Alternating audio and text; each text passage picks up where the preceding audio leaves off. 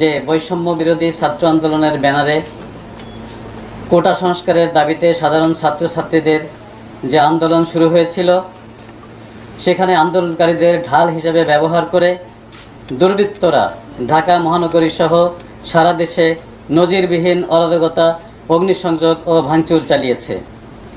এ সহিংসতায় চরম জনদুর্ভোগের পাশাপাশি বিভিন্ন স্থানে সংঘর্ষ ও হতাহতের মতো দুঃখজনক ঘটনা ঘটেছে। এতে রাষ্ট্রীয় সম্পদের অবর্ণনীয় ক্ষতিসহ সাধারণ মানুষের জীবনের নিরাপত্তা বিঘ্নিত হয়েছে চরমভাবে। প্রিয় সাংবাদিক বন্ধুগণ, আপনারা জানেন সরকার সহানুভূতিশীল হয়ে আটক সাধারণ শিক্ষার্থীদের ইতিমধ্যে মুক্তি দিয়েছে।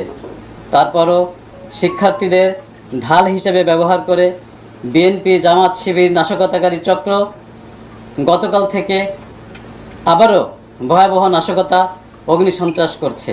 আজকে সারা দেশে তারা ব্যাপক তাণ্ডব চালায়। ঢাকা মহানগরীর Dhanmondi, science laboratory, Shahbag, press club, Bangla Motor, Mohammadpur, Kajla, Uttara সহ বিভিন্ন জায়গায় অগ্নিসংযোগ ও নজিরবিহীন সন্ত্রাসী হামলা চালায়। তারা রাজধানীর বিভিন্ন পয়েন্টে দেশীয় অস্ত্র, আগ্নেয়াস্ত্র, ককটেল বোমাসহ সমবেত হয়ে নিরীহ জনগণ ও পুলিশের উপর আক্রমণ চালায়। তাদের নারকীয় তাণ্ডবের হাত থেকে রেহাই পায়নি দেশের চিকিৎসা সেবার প্রাণকেন্দ্র বঙ্গবন্ধু শেখ মুজিব মেডিকেল বিশ্ববিদ্যালয়ও।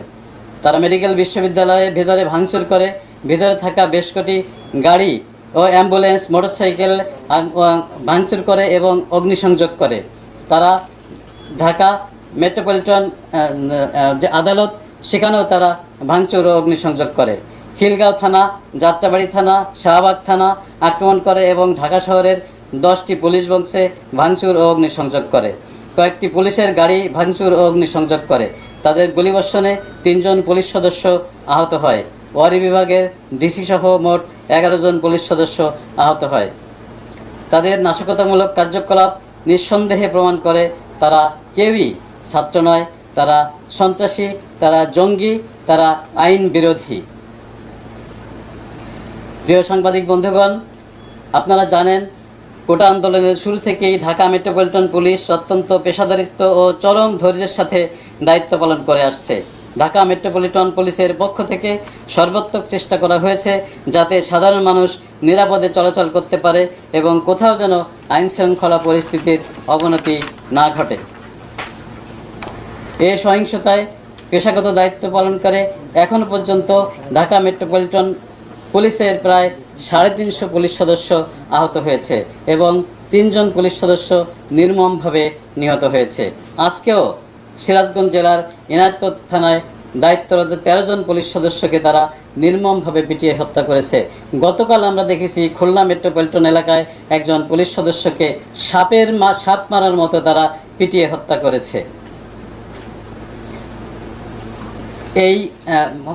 এই সন্ত্রাসী গোষ্ঠী যে কার্যক্রম করছে, এটিতে আমাদের পেশাগত দায়িত্ব পালনে যে আইনানুগ ব্যবস্থা গ্রহণ করা দরকার, সেটি যথাযথভাবে করা হবে। আমাদের পেশাগত দায়িত্ব পালনে আইন শৃঙ্খলা বাহিনীর সদস্য এবং সাংবাদিক সহ অনেকেই হতাহত হয়েছে।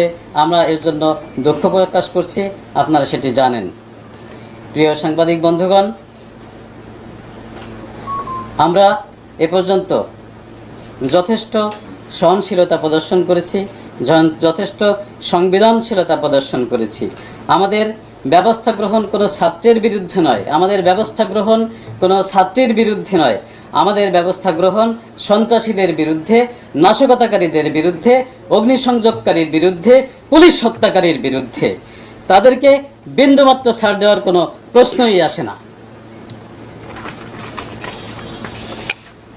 প্রিয় সাংবাদিক বন্ধুগণ, আপনারা জানেন যে সারা বাংলাদেশে কারফিউ চলছে। আমি ঢাকা মহানগরীবাসীকে সবিনয়ে অনুরোধ জানাতে চাই, তারা যেন কারফিউর নিয়মকানুন মেনে চলেন এবং কোনো অবস্থাতেই তারা যেন ঘর থেকে বাহির না হন। আইনের প্রতি শ্রদ্ধাশীল থাকার জন্য এবং পুলিশকে সহযোগিতা করার জন্য আমি নগরবাসীর প্রতি বিনীত অনুরোধ জানাচ্ছি। ধন্যবাদ সবাই।